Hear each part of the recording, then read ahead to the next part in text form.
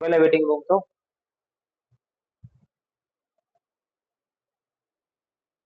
नहीं तब था ना। अब वेटिंग रूम डिसेबल कर रखा है मैंने। No one is in the waiting room. देखिए बच्चे,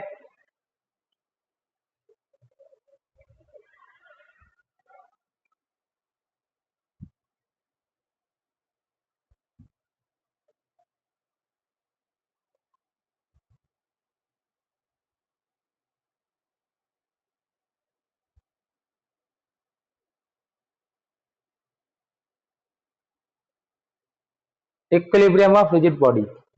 इक्विलिब्रियम का मतलब क्या होता है बच्चे? अभी तक हम लॉज ऑफ मोशन में इक्विलिब्रियम के लिए दो कंडीशन पढ़ते थे।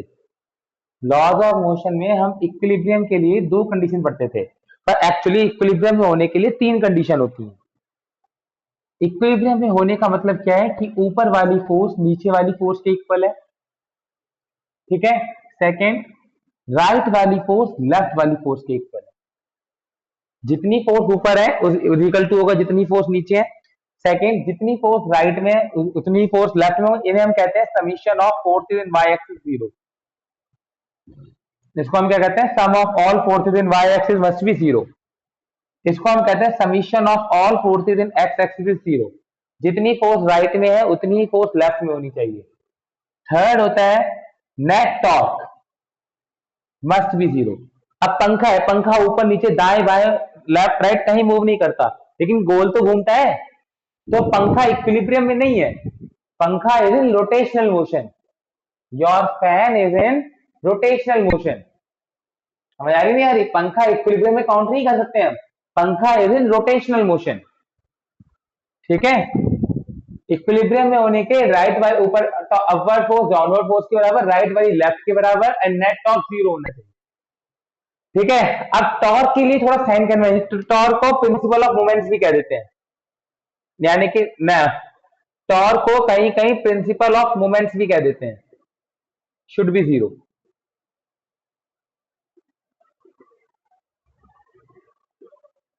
ठीक है। अब जीरो होने के लिए आपको साइन कन्वेंशन फॉलो करना पड़ेगा। जो ऑलवेज वर्क करेगा वो ये है। और टॉर्क क्या होता है? Force into perpendicular distance.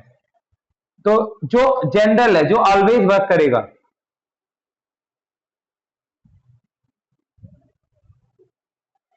जो ऑलवेज वर्क करेगा वो है बच्चे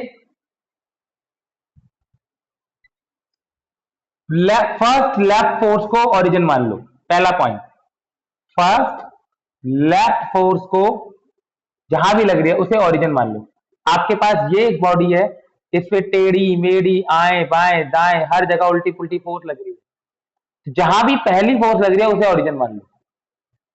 जहां भी पहली फोर्स लग रही है उसे ओरिजिन मान लो। इसमें पहली बात आपको ये ध्यान रखनी है, जहां भी पहली फोर्स लग रही है उसे ओरिजिन एज्यूम कर लो, ठीक है। दूसरा, जहां भी लेफ्ट में सबसे पहली फोर्स लग रही है उसे ओरिजिन मान लो। दूसरा, दूसरा है बच्चे कि जहां पर दूसरा आपको साइन कन्वेंशन यूज करना है। अगर फोर्स ऊपर की तरफ या लेफ्ट की तरफ है, तो अगर फोर्सेस ऊपर की तरफ है या लेफ्ट की तरफ है तो इनका टॉर्क नेगेटिव होता है। अगर फोर्स राइट की या डाउनवर्ड तरफ है तो ऐसी फोर्सेस का टॉर्क पॉजिटिव होता है। टॉर्क पॉजिटिव और नेगेटिव कैसा भी हो सकता है depending on the direction of force. अगर फोर्स लेफ्ट में या ऊपर की तरफ है तो टॉर्क नेगेटिव होगा। फोर्स राइट में या नीचे की तरफ है, in that case torque will be positive. In that case torque will be positive, ठीक है। टॉर्क इस केस में नेगेटिव होगा और इस केस में टॉर्क क्या आएगा बच्चे? पॉजिटिव, ठीक है। ये तो ऑलवेज वर्क करेगा। एक कहीं कहीं हम ट्रिक लगा सकते हैं, कैसे लगानी वो मैं समझाऊंगा, इन चीजों को यूज कैसे करना है। इससे पहले मैं थोड़ी देर सब कुछ एक बार पढ़ देता हूं। इससे पहले आपको कहीं कहीं ट्रिक लगा सकते हो कि कहीं कभी अगर आपको ऐसी शेप दिखे कि तीन फोर्स है, दो ऊपर एक नीचे, या उसका उल्टा दो नीचे एक ऊपर, इन दिस केस अगर आपको देखो, अगर टेढ़ी मेढ़ी बहुत सारी फोर्स है तो ये कंसेप्ट लगाना है। टेढ़ी मेढ़ी बहुत सारी फोर्स है तो यही कंसेप्ट लगाना है। बट इन केस अगर ऐसी कोई फिगर दिख जाए तो आपको बीच वाली को ओरिजिन मान लेना है, बीच वालों को ओरिजिन मान लो। अब F1 वाली फोर्स कुछ टॉर्क लगा रही होगी, F2 वाली फोर्स कुछ टॉर्क लगा रही होगी, सेम इसमें नहीं, इनकी वजह से टॉर्क को इक्वल करना है, फोर्स इक्वल होना होंगे, इनका जो टॉर्क होगा इनको इक्वेट कर दीजिए।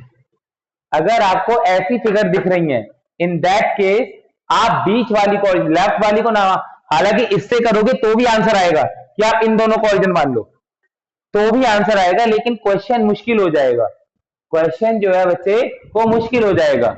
तो क्वेश्चन को इजी रखने के लिए, क्वेश्चन को इजी रखने के लिए what you can do what you can do बच्चे, आप पहले वाली फोर्स को ओरिजिन मान लीजिए, ठीक है, और बीच वाली फोर्स को ओरिजिन मान लीजिए, ठीक है, बीच वाली फोर्स को क्या मान लीजिए बच्चे, ओरिजिन मान लीजिए, ठीक है। अब आपकी बच्चे एनसीईआरटी अगर आपके पास है तो खोलिए। I am not sharing the screen because वो रिकॉर्डिंग में दिक्कत आने लग जाती है। रिकॉर्डिंग में या तो एक बार में बोर्ड का यू नोट बोर्ड का होता है या स्क्रीन शेयर का रिकॉर्ड होता है, दोनों एक साथ रिकॉर्ड नहीं होते, तो इसलिए मैं स्क्रीन शेयर नहीं कर रहा हूं। If you have NCERT then क्या बच्चे, बच्चे ट्रिक अभी समझ आएगी ना बच्चे, दिख तो जा। हाँ, ट्रिक अभी बताता हूँ बच्चे, पहले आप ये करो कि इतना नोट कर लिया, ट्रिक हमें तभी लगानी है जब आपके पास तीन फोर्स है, लेफ्ट और राइट वाली ऊपर, बीच वाली नीचे, या लेफ्ट और राइट वाली नीचे है तो बीच वाली ऊपर, लेफ्ट और राइट वाली ऊपर तो बीच वाली नीचे, या लेफ्ट और राइट वाली नीचे तो बीच वाली ऊपर, ठीक है, तब ये ट्रिक काम करेगी, अदरवाइज ट्रिक काम नहीं करेगी। Trick will work only then.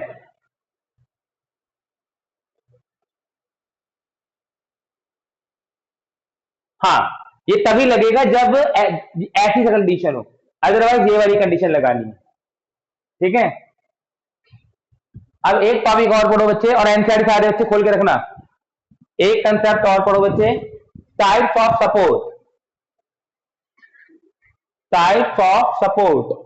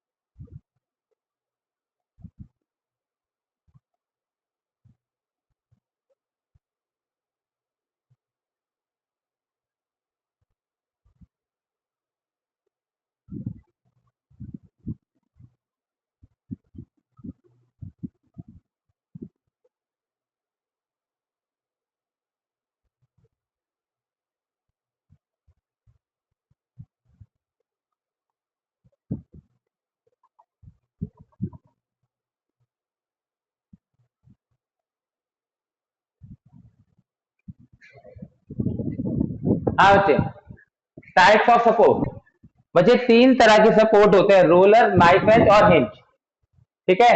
Hinge हमारे सिलेबस में नहीं दे रखा, आपको रोलर और नाइफ एज को एक ही मान के चलना है, हालांकि तीनों अलग अलग होते हैं।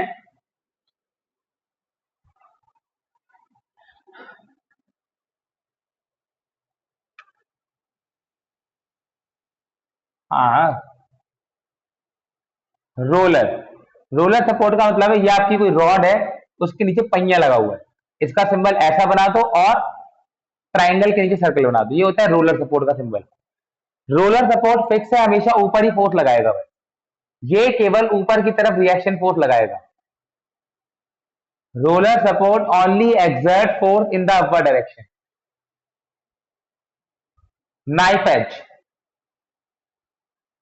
नाइफ एज का सिंबल होता है कि अगर ये कोई प्लेट है या रॉड है, इसके नीचे ट्राइंगल बना दो, ठीक है, इसके नीचे क्या बना दो बच्चे, ट्राइंगल, ये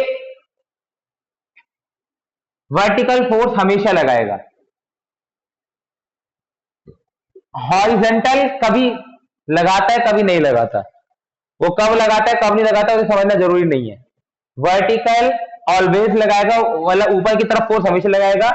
हॉरिजेंटल नॉट ऑलवेज, कब लगाएगा ये जानना आपके लिए जरूरी नहीं है, ना सीबीएसई में ना कॉम्पिटिशन में।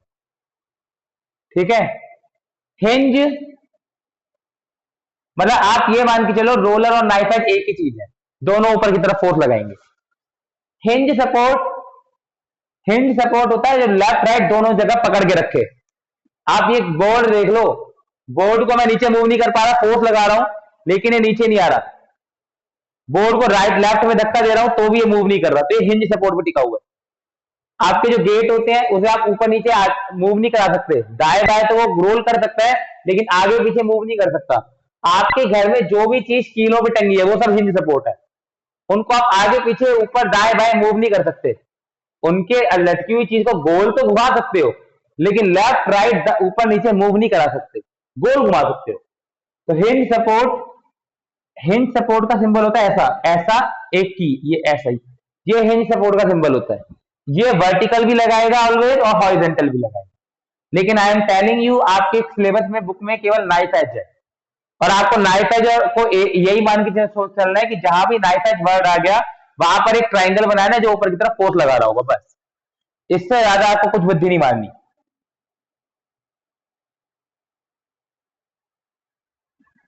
अब जैसे, अब आपको देखो कैसे क्या क्या करना है वो समझ आएगा।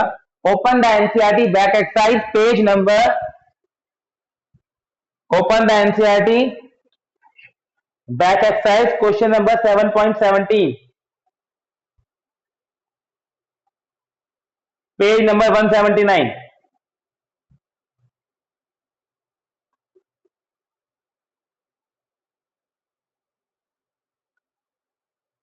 7.17।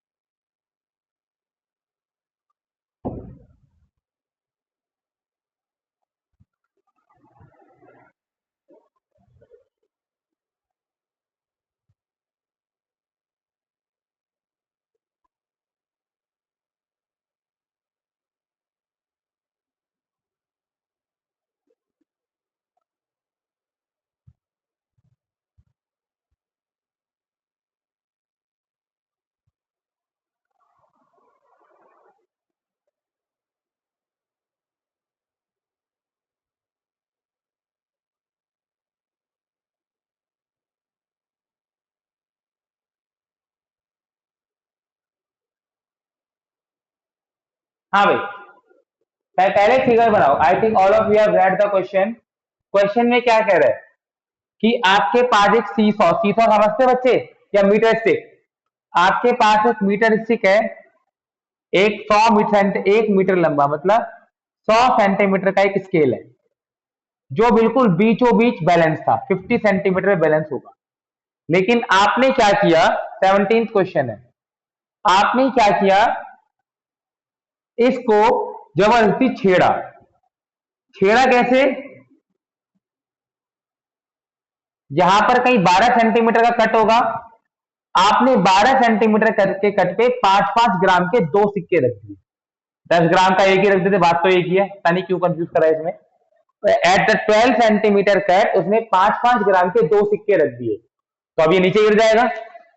और ये सीधी बात है, अब ये नीचे भाग जाएगा। ऐसा ना हो, ऐसा ना हो, तो अब ये पाया गया कि ये नाइफ एज सपोर्ट पर 45 सेंटीमीटर पे बैलेंस हो रहा था। नाइफ एज पर अब ये 45 सेंटीमीटर वाले कट पे बैलेंस हो रहा था। नाउ रीड द क्वेश्चन, क्या यही कह रहे हैं?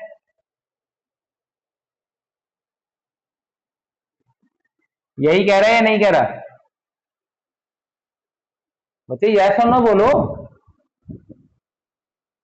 हाँ, ये लिख के कह रहे हैं ना कि, हाँ, कि वो आपसे कह रहा था, क्वेश्चन में एक बार रीड करता हूं। A metre stick is balanced on a knife edge at its center when two coins each of mass 5 gram are put one on the top of the other. ठीक है, at the 12 centimetre mass the stick is found to be balanced at 45 centimetre. Value centre पे हो रही होगी, अब 45 centimetre पे हो रही है। What is the mass of the stick? इस स्टिक का मास कितना है? इस स्टिक का मास कितना है? पहले तो एफ ड्रॉ करो कि कितनी फोर्स लग रही है। अगर आप देखेंगे बच्चे, ये भाई यहां पर नाइफ एज क्या कर रहा होगा? एक वर्टिकल फोर्स लगा रहा होगा। नाइफ एज मैंने कहा आपको यही मान के चलना, वर्टिकल लगाता है, बस ऊपर की तरफ फोर्स लगा रहा होगा। यहां पर इसका वेट लग रहा होगा mg। मैंने मास, इस रॉड के मास को m kg मान लिया। ठीक है, अब क्या हो रहा है सेकंड केस में? यहां पर टोटल मास हो गया 10 ग्राम, इजिकल टू 10 इंटू में 10 की पावर माइनस 3 kg। 12 सेंटीमीटर के कट पे जो टोटल मास हो गया वो 5 ग्राम प्लस 5 ग्राम 10 ग्राम हो गया। ये नीचे फोर्स लगा रहा होगा स्मॉल mg, रॉड नीचे फोर्स लगा रही होगी कैपिटल mg। ठीक है, लेकिन जो नाइफ एज है वो वर्टिकल फोर्स लगा रहा होगा। क्या ये ट्रिक वाले को ट्रिक से मैच नहीं कर गया? अब ये क्वेश्चन ट्रिक से मैच कर गया कि आपके पास तीन फोर्स हैं। एक वर्टिकल फोर्स है जो 45 सेंटीमीटर पे लग रही थी कट पर, एक कैपिटल mg फोर्स है जो 50 सेंटीमीटर के कट पे लग रही थी, और एक स्मॉल mg फोर्स है जो 12 सेंटीमीटर के कट पे लग रही थी। तो आप इसको ओरिजिन मान लीजिए, ये ट्रिक से मैच कर गया। अगर ऐसा कहीं कंडीशन बन जाए तो इसको ओरिजिन, इसका टॉर्क और इसका टॉर्क को इक्वेट कर दीजिए, क्वेश्चन खत्म हो जाएगा। Torque of one is equal to torque of two. पहले का टॉर्क दूसरे के टॉर्क के बराबर हो गया। पहले का टॉर्क कितना है बच्चे? टॉर्क ऑफ वन, टॉर्क होता है force into perpendicular distance. Force तो हो गई mg, और उसका ओरिजिन से डिस्टेंस हो गया 33 सेंटीमीटर। ओरिजिन से उसका डिस्टेंस हो गया 33 सेंटीमीटर, तो 33/100 मीटर। सेकेंड फोर्स हो गई कैपिटल mg, उसका ओरिजिन से डिस्टेंस हो गया 5। उसका ओरिजिन से डिस्टेंस 45 और 50 के बीच में कितनी दूरी है? 5 की 5/100। 100 से 100 कट गया, जी से जी कट गया। हमें कैपिटल एम निकालना था, मास ऑफ रॉड। तो मास ऑफ रॉड आ जाएगा 33/5 इंटू स्मॉल एम, और स्मॉल एम की ये वाली वैल्यू। तो कैपिटल एम इज 33/5 इंटू में स्मॉल एम इज 10 इंटू 10 की power minus 3 kg। That's the answer.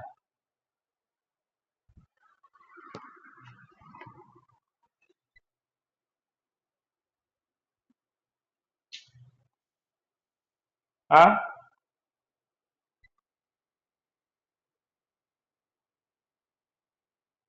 भाई, वेट तो लगी है रॉड का, रॉड तो अपना वेट लगा ही रही है। नाइफ एज हो या ना हो, तुम्हारा वेट है, तुम्हारा, तुम जमीन पे खड़े हो या आसमान में खटंगे हो, वेट तो नीचे लग रहा है। तो यहाँ पर है कि पहले ये सपोर्ट हो या ना हो, इस रॉड का वेट तो इसके सेंटर पे लगेगा ही लगेगा। वेट थोड़ा जीरो हो गया उसका सपोर्ट हटाने से।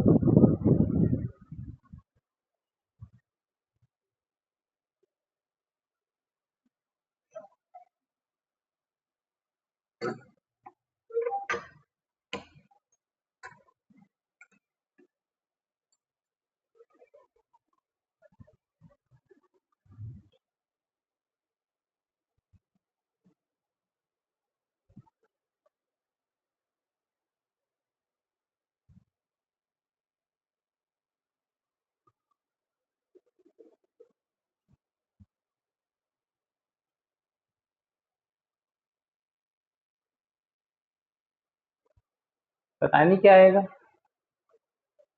ये 33 तक होगा, ये आ जाएगा 33/6, 6.6 इंटू 10⁻⁻², या 6, ये आ जाएगा 66 G, 66 ग्राम। ये आ जाएगा बच्चे 5 दूनी 10, 66 इंटू 10⁻³ kg, या फिर 66 ग्राम, कुछ भी लिख दीजिए।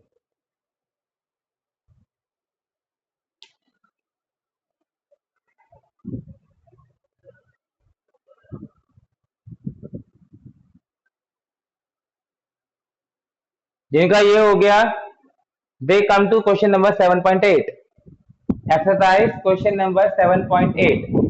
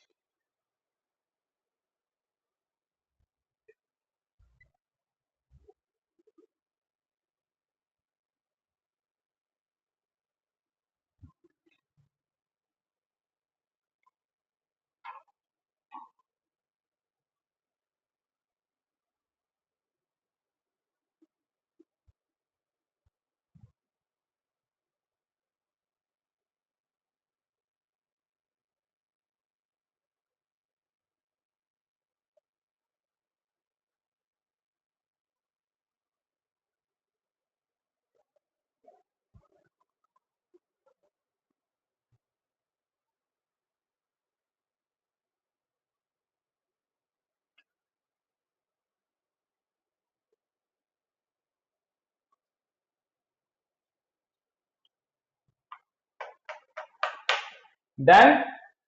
17 क्वेश्चन देखा बच्चे? ओ, कौन सा क्वेश्चन था?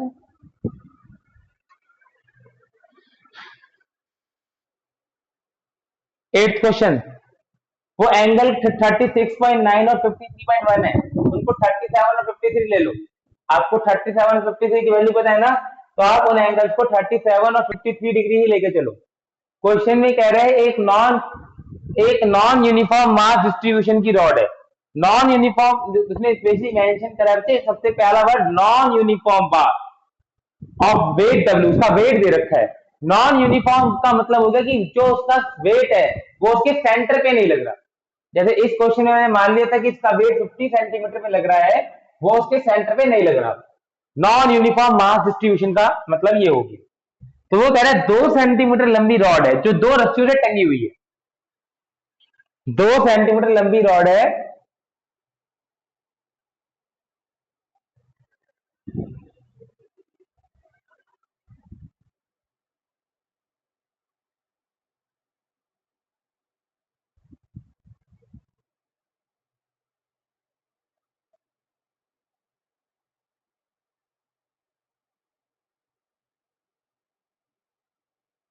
ये 37 डिग्री है, ये 53 डिग्री है, ये दो दो रस्सियों से टंगी होगी। तो वो कह रहा है इसका non uniform total length 2 centimetre, 2 है 20 है, टोटल लेंथ कितनी है 2 मीटर है, इसकी टोटल लेंथ 2 मीटर है।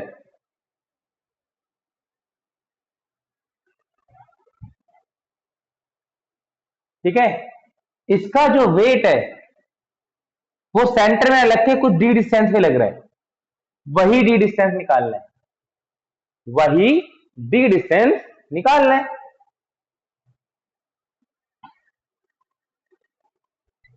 ठीक है, मीटर 2m लिख लो। ठीक है, तो ये क्वेश्चन थोड़ा लंबा है। ये टेंशन T1, ये tension T2,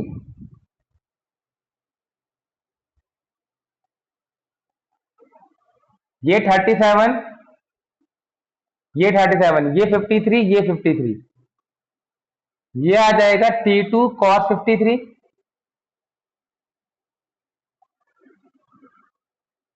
T2 sin 53, T2 cos 53, T2 sin 53। ऐसे ही अगर आप T1 के कंपोनेंट करोगे, T1 cos 37, T1 sin 37। ठीक है, तो आप दोबारा बनाओ कि हमारे पास है क्या क्या। सिंपल सी फिगर, एक W है जो D डिस्टेंस पे लग रहा है। ठीक है, T1 cos 37 कितना होता है बच्चे? cos 37 होता है 4/5। T1 sin 37 है 3/5। ठीक है, T2 अभी देखते हैं क्या कर रहे हैं। T2 cos 53 है 3/5, T2 sin 53 है, sin 53 होता है 4/5।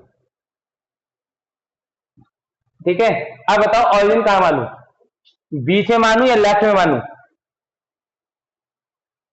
क्या ये ट्रिक को सेटिस्फाई कर रहा है? नहीं, तो इट्स बेटर कि आप ऑरिजिन लेफ्ट में मानो। ठीक है, ये हमारी ट्रिक को सेटिस्फाई नहीं करे। ट्रिक के लिए केवल 3 फोर्स होनी चाहिए, 2 नीचे 1 ऊपर, या 2 ऊपर 1 नीचे, बस ये कंडीशन होनी चाहिए ट्रिक के लिए। तो लेकिन इसमें तो लेफ्ट और राइट में भी फोर्स है, तो ये जो है ये ट्रिक को सेटिस्फाई नहीं कर रहा। तो आपने इसको ऑरिजिन मान लिया, लेफ्ट में जो पहली फोर्स लग रही थी वहीं पर उसको ऑरिजिन मान लिया। पहला पॉइंट क्या था? Summation of forces in X axis 0, मतलब राइट वाली फोर्स बराबर होंगी लेफ्ट वाली फोर्स के, इक्विलिब्रियम के लिए। पहली कंडीशन यही थी ना कि जो राइट वाली फोर्स है वो लेफ्ट वाली फोर्स के बराबर होगी। राइट में फोर्स है 4T2/5 और लेफ्ट में फोर्स है 3T1/5। इससे ये कट गया, T2 इजिकल टू 3T1/4 आ गया।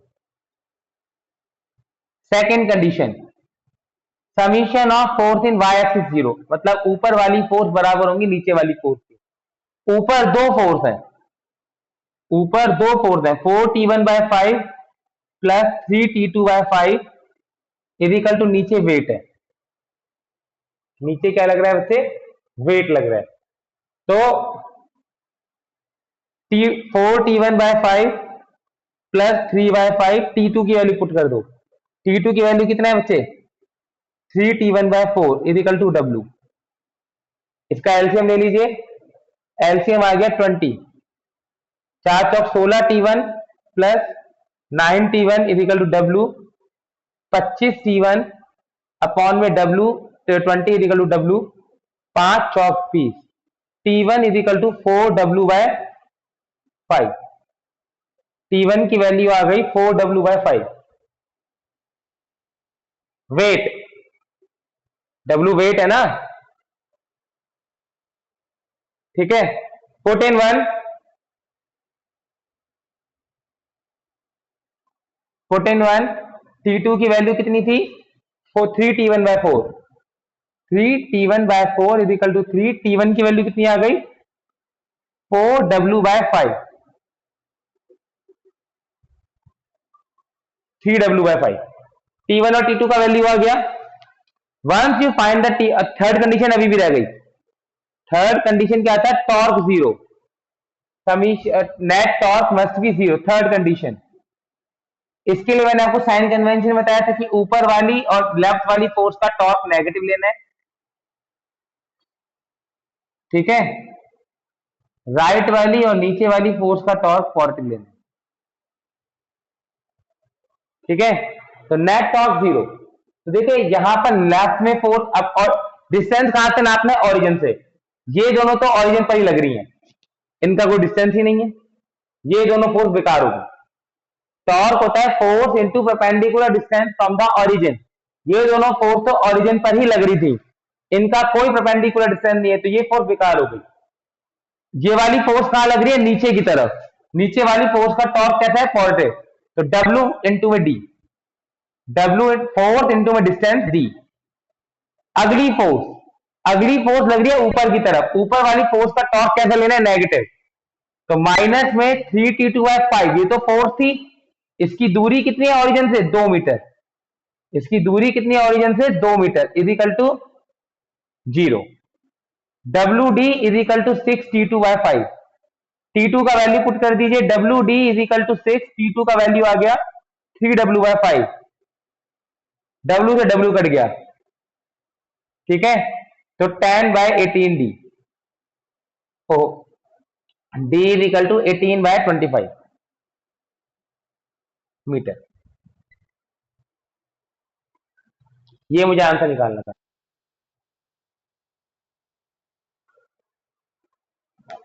एक बार देखो फिर दोबारा कराता हूँ, एक बार पहले देखो क्या क्या हो रहा है, पहले कुछ समझने की कोशिश करो, फिर मैं 1 मिनट पानी पी हूँ, दोबारा कराता हूँ।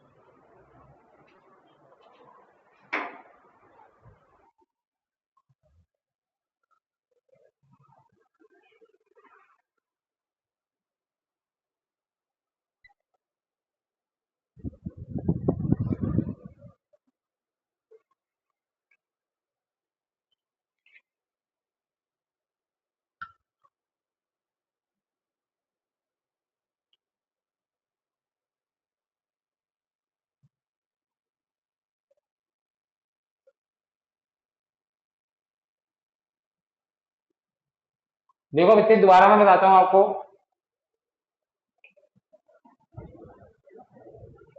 पहले यहां पर एक लग रहा है वेट, दो फोर्सेस T1 T2, आपने कंपोनेंट ड्रॉ कर लिए, कॉस साइन कॉस साइन, खाली अब एक रॉड बना ली 2 मीटर लंबी, जो खाली फोर्सेस, नीचे डब्ल्यू फोर्स, T2, कॉस की वैल्यू पुट कर दी, साइन की वैल्यू, कॉस की वैल्यू, साइन की वैल्यू। अब यहां पर रूल क्या होता है, पहला रूल, ऊपर लेफ्ट वाली फोर्स राइट वाली फोर्स के इक्वल होगी। तो पहली फोर्स थी लेफ्ट में 3T1/5 और राइट में थी 4T2/5, दोनों को इक्वेट कर दिया, T1 और T2 में रिलेशन आ गया। जब दोनों को इक्वेट कर दिया तो T1 और T2 में रिलेशन आ गया।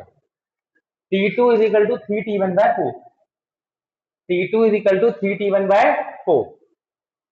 कोई दिक्कत नहीं? बताओ बच्चे, दिक्कत तो बोलते रहना। फिर आपने देखा ऊपर वाली फोर्स नीचे वाली फोर्स इक्वल, सेकेंड कंडीशन। ऊपर की तरफ दो फोर्स है, 4T1/5, 3T2/5। तो ऊपर की तरफ दो फोर्स थी, इजिकल टू नीचे वाली फोर्स, नीचे क्या लग रहा था, वेट, mg, वेट। तो इजिकल टू नीचे वाली फोर्स वेट। यहां पर T2 का वैल्यू आपने पहले निकाला था, यहां पुट कर दिया, सॉल्व करा, T1 की वैल्यू आ गई इन टर्म्स ऑफ W। इस T1 की वैल्यू को वापस यहां पुट कर दिया, आपका T2 का वैल्यू आ गया। ठीक है, अगर आपका T2 का वैल्यू आ गया, फिर आप आ गए थर्ड कंडीशन पे। ये आप फिर आप किस पे आ गए, थर्ड कंडीशन पे। थर्ड कंडीशन कहती थी नेट टॉर्क 0। टॉर्क सारी फोर्स का लेना है, सारी A to Z जितनी भी फोर्स है सबका टॉर्क लेना है। टॉर्क जो लेना है सारी फोर्स का लेना है। यहां कितनी फोर्स है, एक, दो, या A, B, C, D, E, चार है, पांच फोर्स है भाई। A, B, C, D, E, यहां पर पांच फोर्स है। टॉर्क ऑफ ए फोर्स पहले अलग अलग करके लिख लो, अगर ऐसे कंफ्यूजन हो रही है तो इसे छोड़ दो। पहली फोर्स, पहली फोर्स होता है, टॉर्क होता है फोर्स, पहले तो डायरेक्शन देखो, लेफ्ट में है, लेफ्ट वाली फोर्स का टॉर्क होता है नेगेटिव, तो ये होगा नेगेटिव।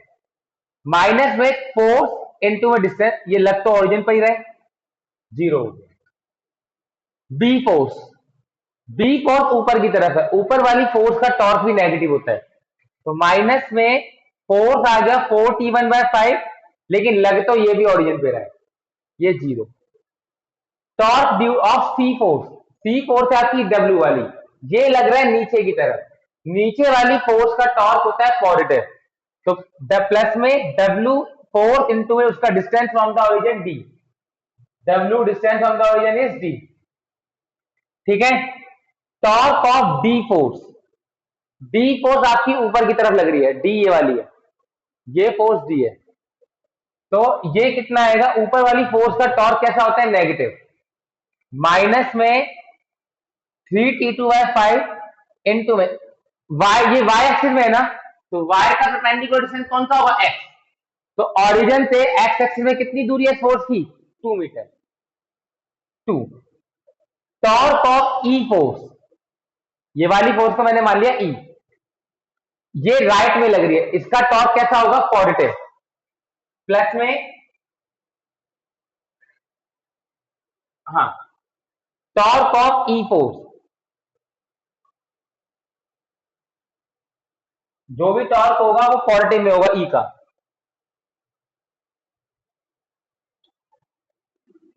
ठीक है, कितना होगा,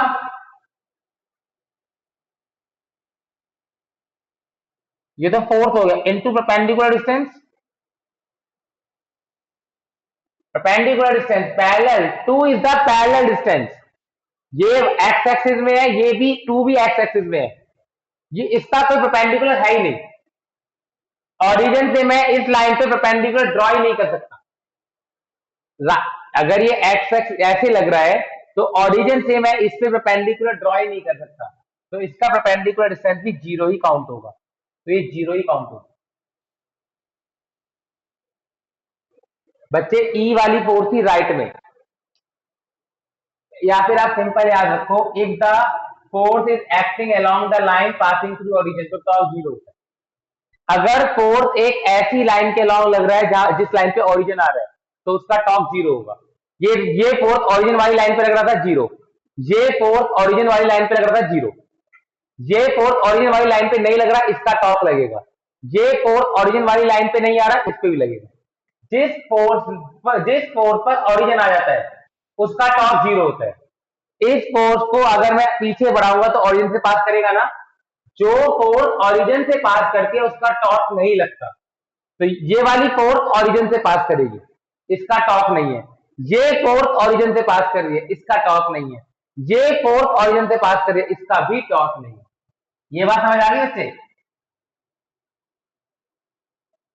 तो टॉर्क केवल दो ही फोर्स का है, वो दोनों मैंने यह ली है, एक पॉजिटिव और एक नेगेटिव है, इक्वल टू जीरो।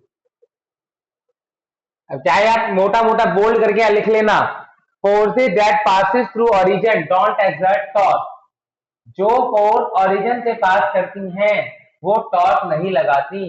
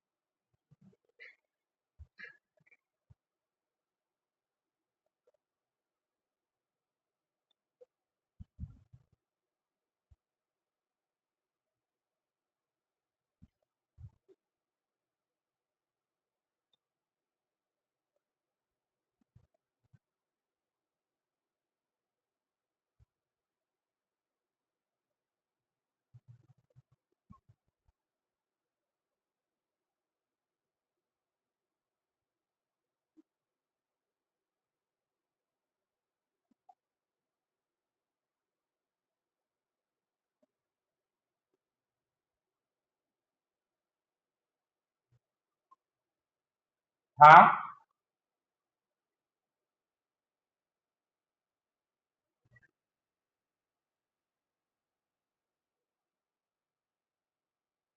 लगा सकते हैं। ये दोनों फोर्स टॉर्क नहीं लगा रहे ना, तो आप tau one equal to tau two कर दो, तो आपको ये इक्वेशन बनानी पड़ेगी, ये लगानी पड़ेगी, ये वाली कैलकुलेशन बच जाएगी, तब भी आंसर आ जाएगा।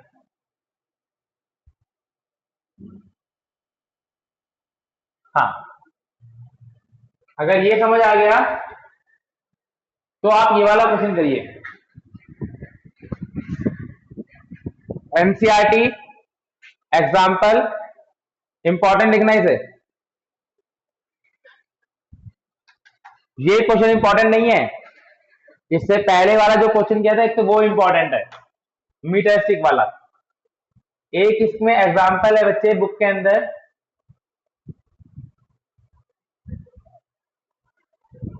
रोटेशनल का है,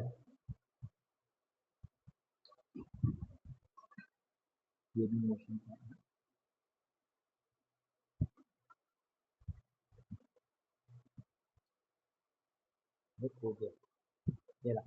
एग्जाम्पल 7.8, एग्जाम्पल 7.8,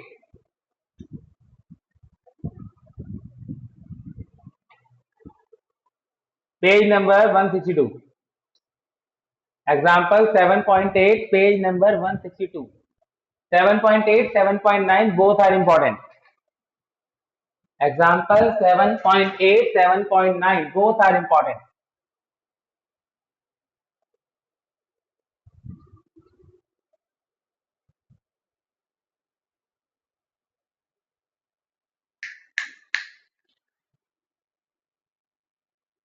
गेट बंद कर दे।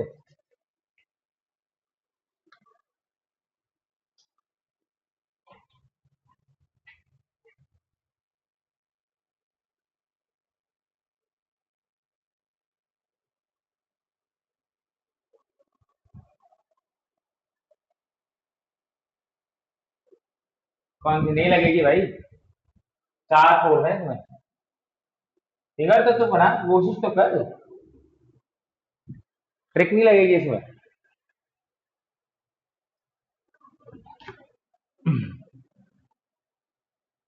अरे एक बात ध्यान रखना, the force which passes through origin don't exert any torque.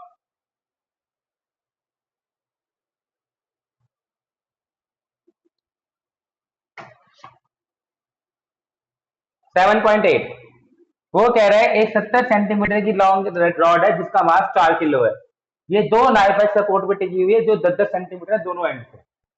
एक रॉड है 70 सेंटीमीटर की, ठीक है। यहां से दोनों एंड से 10 10 सेंटीमीटर दूर, यहां से 10 सेंटीमीटर दूर और यहां से भी 10 सेंटीमीटर दूर, दोनों एंड से दो वो लगे हुए हैं knife edge support. Knife edge केवल वर्टिकल फोर्स लगाता है। इसका अपना मास है 40 अपना मास सेंटर पे लगेगा, यानी कि 35 सेंटीमीटर दूर 4G फोर्स लग रहा होगा, mg। इसके अलावा उसने एक बात और कहा है, इसके अलावा इसने एक बात और कहा है कि क्या लिखा, क्या कहा है उसने, a 6 kg weight is suspended from the 30 centimetre, left and से 30 सेंटीमीटर दूर एक 6 kg का बक्सा लटका हुआ है, 6 kg का। तो ये कितनी फोर्स लगा रहा है नीचे? 6G। ये कितनी फोर्स लगा रहा होगा नीचे? 6G। इन शॉर्ट अगर देखा जाए, पहले तो ये देखो ओरिजिन किसे मानूंगा। सबसे पहला काम क्या होगा, अब ऐसे क्वेश्चन में ओरिजिन कहां मानना होता है? मैं बार बार बता रहा हूं, जो लेफ्ट में पहली फोर्स है वो ओरिजिन है। तो आपके पास एक फोर्स V1 लग रहा है ओरिजिन पर, एक फोर्स 6G लग रहा है कितनी दूर? डिस्टेंस कितना है इसका बताओ। यहां फिगर में देखो, ये 10 पर है, ये 30 पर है, तो इन दोनों के बीच की दूरी कितनी है? 20, ठीक है। 4G की दूरी कितनी है? ये 10 सेंटीमीटर पर है, ये 35 सेंटीमीटर पर है, तो ये दूरी कितनी बची? 25।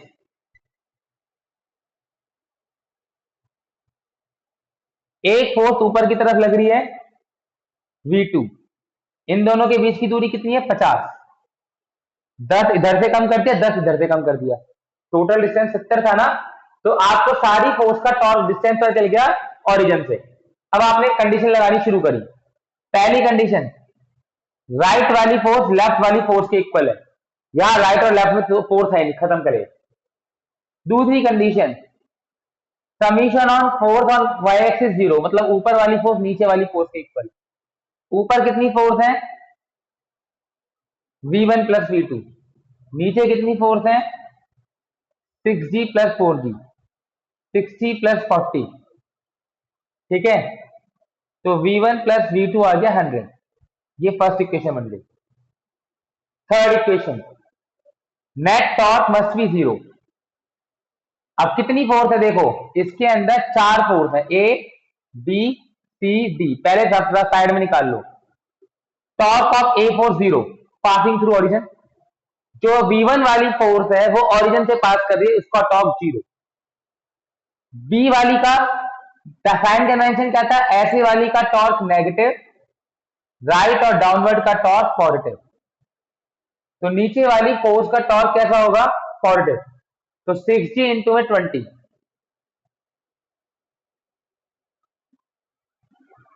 C भी नीचे की तरफ है,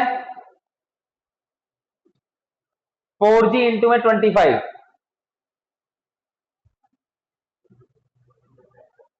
D वाली फोर्स ऊपर की तरफ है, उसका टॉर्क नेगेटिव, माइनस में V2 इंटू 50, लिख दो सब। 6G into 20 plus 4G into 25 minus V2 into 50 must be equal to 0, ठीक है। तो ये आ जाएगा, 5 से कट जाएंगे सारे। 6G 5 चौक 20 plus 4G into 5 minus V2 into, ये क्या था, 10 जा, G 10 सारे कट गए, ये बचा 24 प्लस 5 चौक 20 इजिकल टू V2। 44 न्यूटन आ गया मेरा V2। फ्रॉम 1,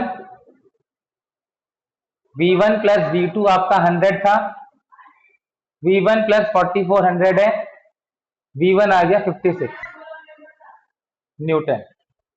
ठीक है, ये फोर्स आ गई बच्चे सारी, इजी कंसेप्ट है। चार फोर्स है, चारों का टॉर्क विद साइन कन्वेंशन।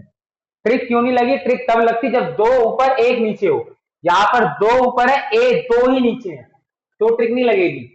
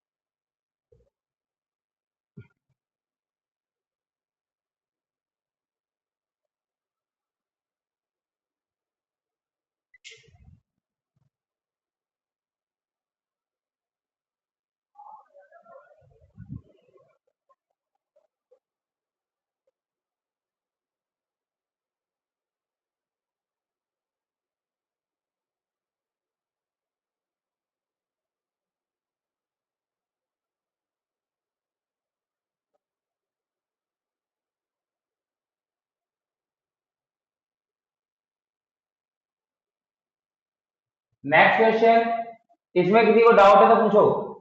ये क्वेश्चन इंपॉर्टेंट है, मैं बार बार कह रहा हूँ, डाउट है तो पूछ लो, कोई दिक्कत नहीं है।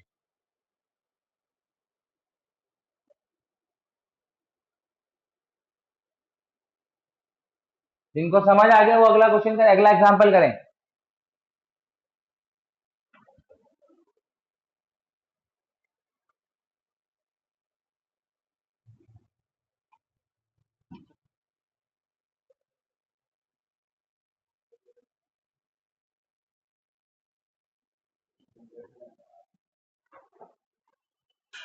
नेक्स्ट क्वेश्चन करें बच्चे।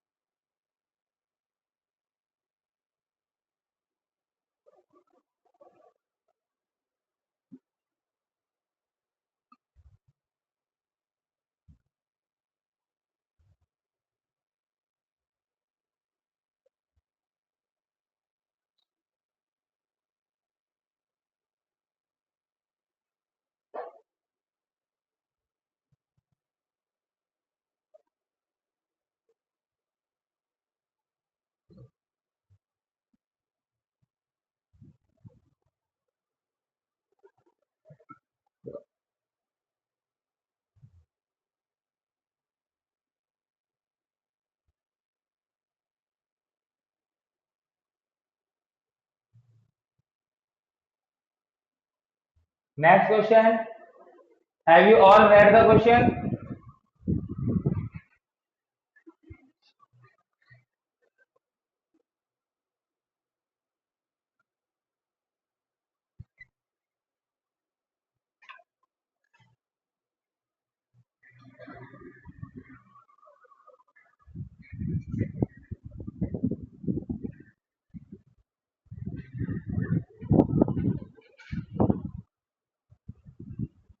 बच्चे क्वेश्चन पढ़ लिया है नहीं? हाँ या ना बोलो।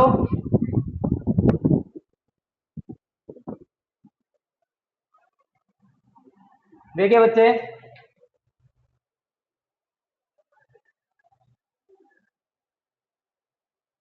वो कह रहे हैं एक लैडर है, वो दीवार के सहारे रखी हुई है, ठीक है, और जो दीवार है 3 मीटर लॉन्ग लैडर, इसकी जो लेंथ है वो 3 मीटर है। A 3 metre long ladder weighing 20 kilo, इसका मास जो है वो 20 kg है लैडर का, ठीक है। Is resting on a frictionless wall, ये फ्रिक्शनलेस है वॉल, तो ये कहाँ खिसकने की कोशिश करेगी, नीचे की तरफ, जमीन दीवार रोक ही नहीं पा रहा इसे, तो ये कहाँ खिसकने की कोशिश करेगा, नीचे की तरफ। Its feet rest on the floor 1 metre from the wall, यहां से जो इसकी फीट है वॉल से 1 मीटर दूर रखी हुई है, ये टोटल 3 मीटर है, इसकी जो फीट है वो 1 मीटर दूर रखी हुई है, ठीक है। फाइंड द रिएक्शन, जो वो फोर्स लगानी है दीवार पे, दीवार और जमीन पे लगानी है। देखो बच्चे, ये नीचे खिसकने की कोशिश करेगा, अगर ये नीचे आएगा तो ये इसका कहाँ जाएगा, पीछे की तरफ। ये ऐसा समझो ना, ये ऐसे खड़ी थी, ये पीछे, ये अगर ऊपर वाला इसका नीचे आएगा तो अगर टिप नीचे आएगी तो ये बेस जो है वो पीछे जाएगा, ऐसी कंडीशन होगी। तो यहां पर क्या हो रहा है, ये पीछे जाने की कोशिश करेगा, तो जमीन पे फ्रिक्शन है, यहां फ्रिक्शन है, यहां फ्रिक्शन, वॉल पे फ्रिक्शन नहीं है, जमीन पे फ्रिक्शन लगाएगा, क्योंकि ये बॉडी, इसकी टेंडेंसी नीचे आने की है, इसकी टेंडेंसी पीछे जाने की है, जमीन इस पे फ्रिक्शन लगाएगी आगे की तरफ, जमीन इस पे फ्रिक्शन लगाएगी आगे की तरफ, जमीन इस पे नॉर्मल रिएक्शन लगाएगी ऊपर की तरफ, दीवार इस पे नॉर्मल रिएक्शन लगाएगी इस तरफ, ठीक है। जहां भी टच होता है वहां पर परपेंडिकुलर फोर्स लगती है, बस दीवार फ्रिक्शन नहीं लगाएगी, इसे रोकने की कोशिश नहीं करेगी। अदरवाइज अगर दीवार, क्योंकि दीवार फ्रिक्शन लेस दे रखी है, इस पर वेट लग रहा है mg नीचे की तरफ, इतनी ही फोर्स है, इसको ओरिजिन मान लो, ठीक है। तो पहला summation of F x zero, मतलब राइट वाली फोर्स बराबर है लेफ्ट वाली फोर्स के, राइट में एफ, लेफ्ट में n2, F is equal to n2। Second summation of F by zero, ऊपर वाली फोर्स बराबर है नीचे वाली फोर्स के, ऊपर कितनी फोर्स है n1, नीचे कितनी फोर्स है 20g, n1 is equal to 20g, n1 is equal to 20g, मतलब 200 न्यूटन, n1 तो ऐसे ही आ गया। थर्ड समीशन ऑफ टॉर्क, मतलब नेट टॉर्क जीरो, रूल भाई ऊपर वाली फोर्स और लेफ्ट वाली का टॉर्क नेगेटिव लेना है, डाउनवर्ड और राइट वाली का टॉर्क पॉजिटिव लेना है, ठीक है। प्रोवाइडिंग ओरिजिन लेफ्ट में माना हुआ है, ठीक है।